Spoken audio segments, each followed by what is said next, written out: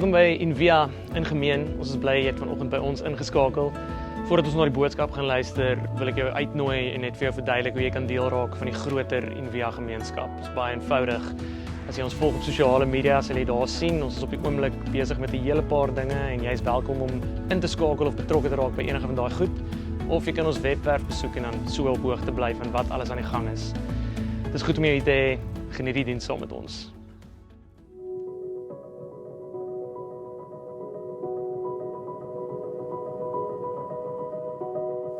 I rest in you, O God.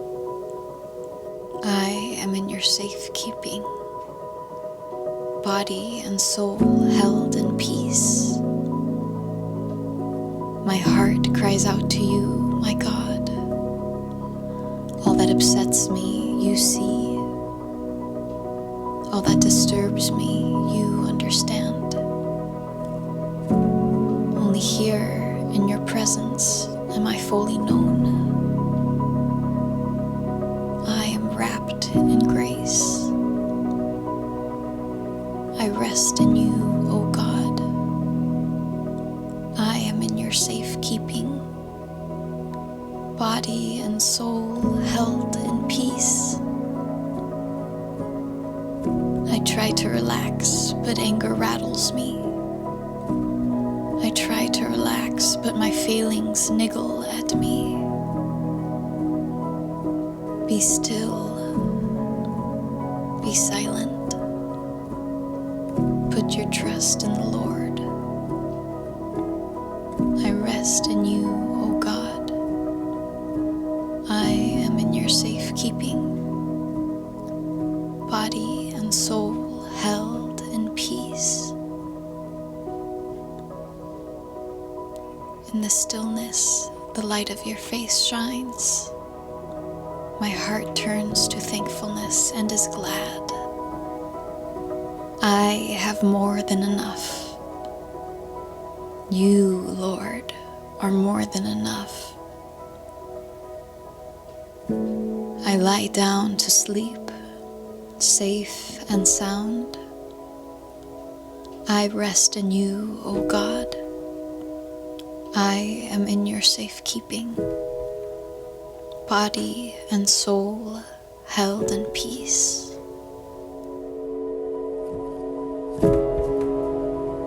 Be still and rest.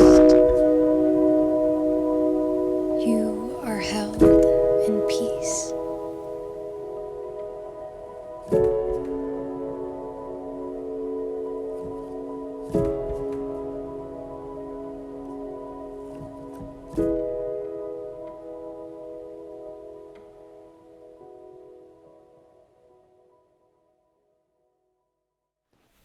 Goeiemôre, dis baie lekker om saam met jou te wees vandag. Nou, ons praat vandag oor stilte. Nou, ongelukkig, ons mis bietjie uit op ons aanlyn byeenkoms, want Karel Antonissen kuier vanoggend by ons. Nou, hier's Karel se nuwe boekie, Stilweg, en dis die mooiste versameling van dagstukke. So dis baie lekker as jy elke dag net 'n stukkie vat en dan kry jy perspektiewe op stilte.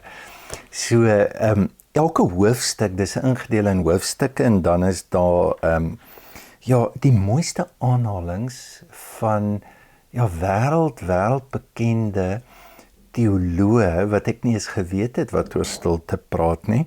En dan het hy hier's 'n plekkie wat jy ook net na musiek ook kan luister. Hy het ook stukke musiek by elke hoofstuk. En dan net Karel is vir ons 'n baie groot inspirasie. So ek het nou vir Karel 24 jaar terug leer ken toe ons beide studenteleraars was in Stellenbosch. Nou, ek het hom voor dit ook geken want hy's 'n redelike rebel. So hy stoot teen die hoofstroom en slaan teen die hoofstroom.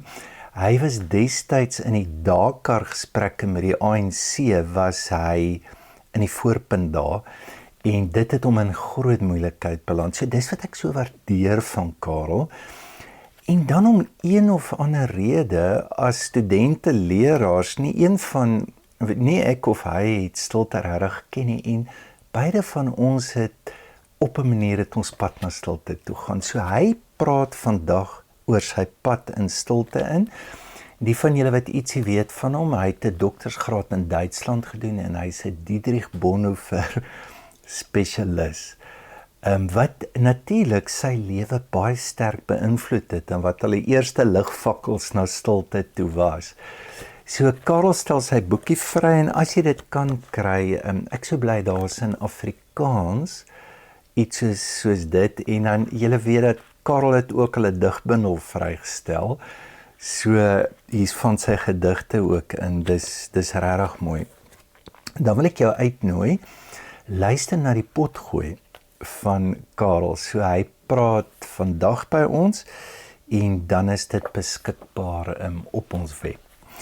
Dan stel ek jou nou voor in iemand anderster vanoggend, Ian Morgan Crom. So Ian is 'n predikant in Engeland gewees en hy het maar baie soos ons predikante ook 'n pad van 'n geloofskrisis geloop en hy het ook sy pad in Stilte gevind. So dalk ken julle van hom, van julle ken hom dalk deur die enneagram. Hy het baie bekende werke daar gedoen. Maar die ding wat hom eintlik bekend gemaak het was sy boekie Chasing Francis, wat eintlik sy geestelike pad was en dit gaan oor die lewe van Francis van Assisi en die reis wat hy, die innerlike reis. En een van die mooie aanhalings in die boek is, gewoonlik wanneer ons op 'n pelgrimstog en dan soek ons nuwe landskappe. Maar hy sê dit gaan nie regtig daaroor nie, dit gaan oor 'n nuwe manier van sien en nie die landskappe nie. Want baie keer verander ons net die landskappe en ons kry amper 'n nuwe taal vir presies dieselfde ding.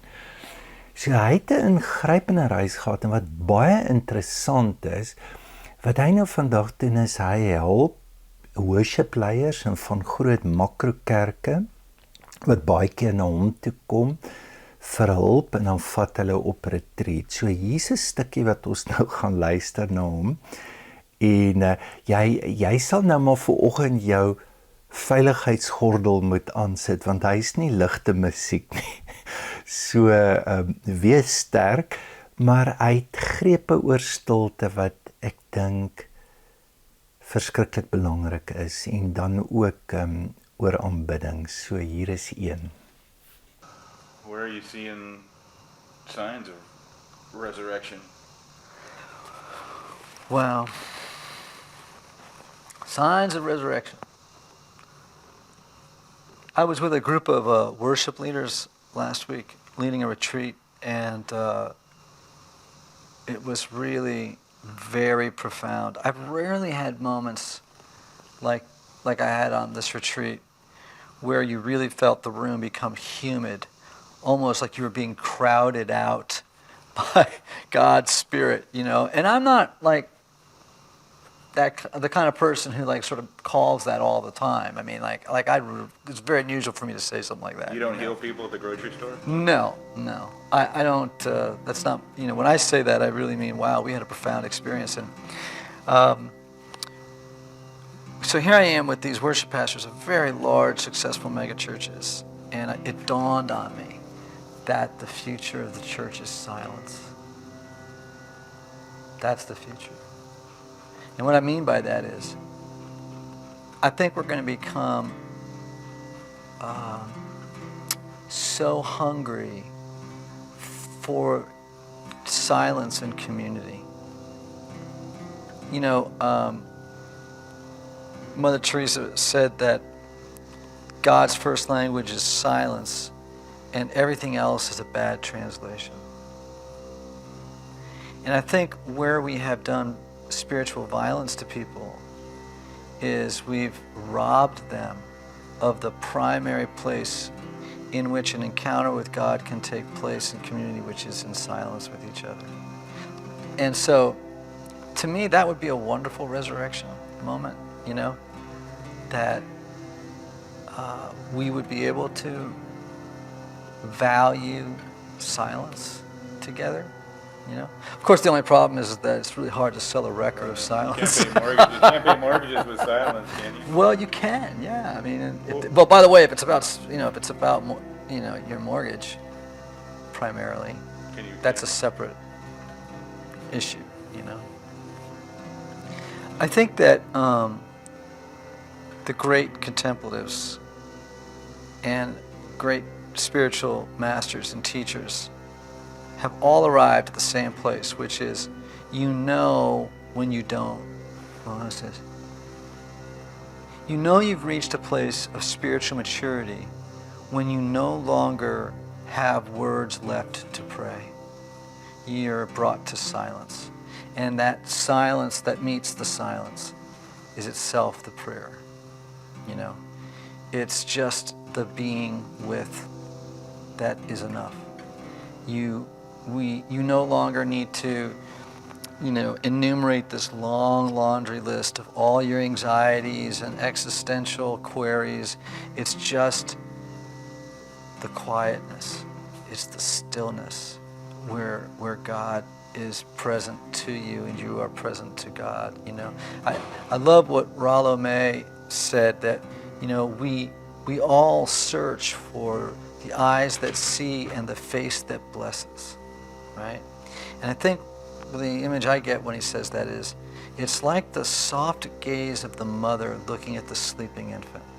Do you know that? You know that gaze? You know, like it's just that tender gaze of the mother looking at the sleeping infant.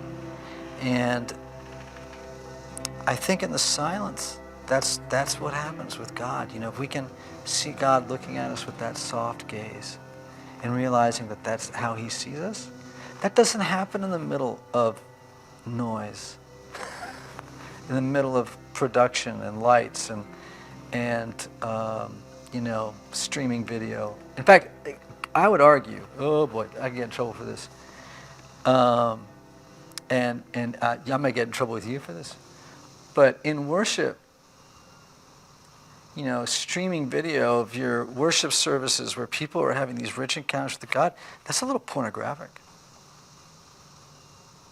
right?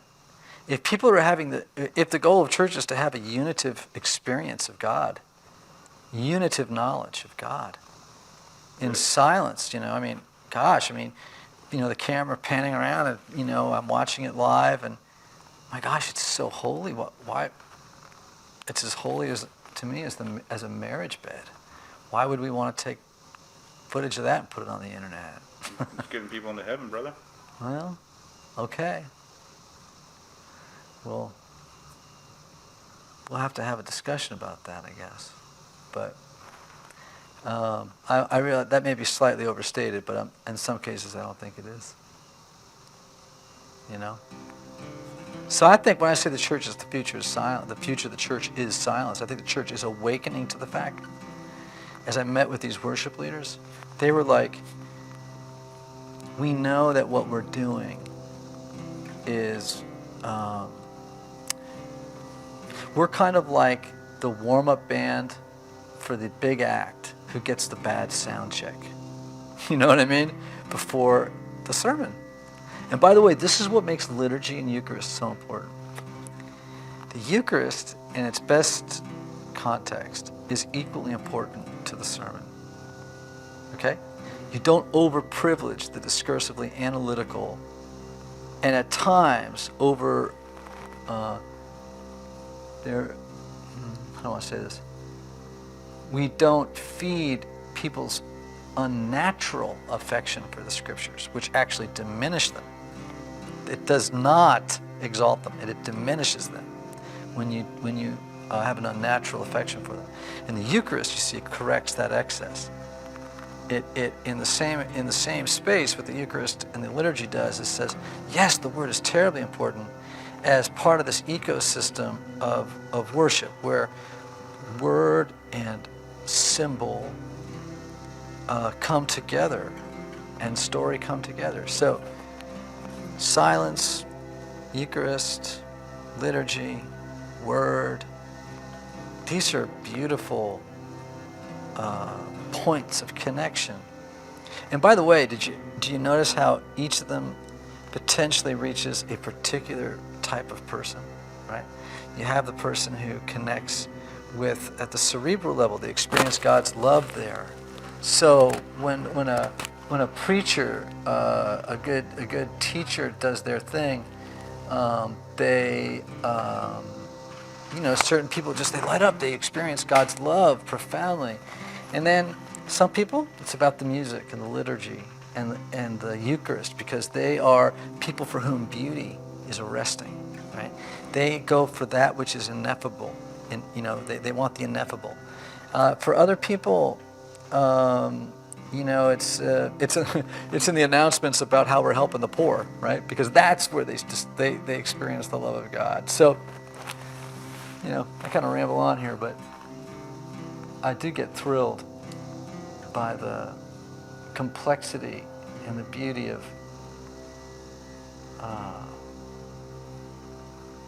these traditions, of these actions. Where else do you get this stuff? Where else do we get it? I can't think of any place.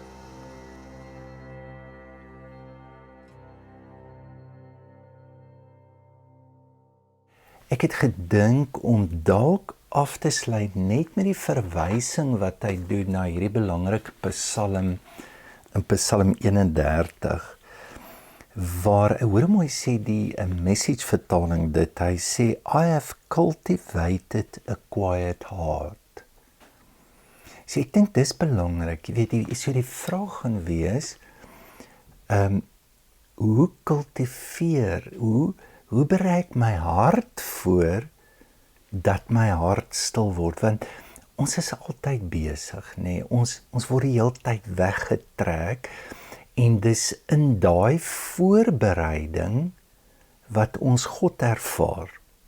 So dit is 'n cultivated heart, maak my oop om God te ervaar, en dan hierdie ongelooflike mooi beeld hoe jy dit ervaar. Hy sê, I've cultivated a quiet heart like a baby content in its mother's arms. My soul is a baby content. So vir 'n oomblik net 'n moeder wat die kind vashou. So as jou hart stil word, as jou kop afskakel, as jy die stilte ingaan, daar's die beeld in die posisie, die gevoel, jy rus in God, en God hou jou vas, en dan 'n babatjie praat nie, 'n babatjie, jy weet, hoef nie, 'n babatjie weet nie eintlik eers, hy ken nie sy ma se naam nie, so dis nie belangrik nie. Anders is jy nog net in jou kop, jy's nog nie in die stilte. Dit gaan nie om God te verstaan en te verduidelik en goed. Maar wat die babatjie wel weet is, hy word deur, of sy word deur sy ma geken. Dis nie 'n babatjie wat die ma ken, is net te klein.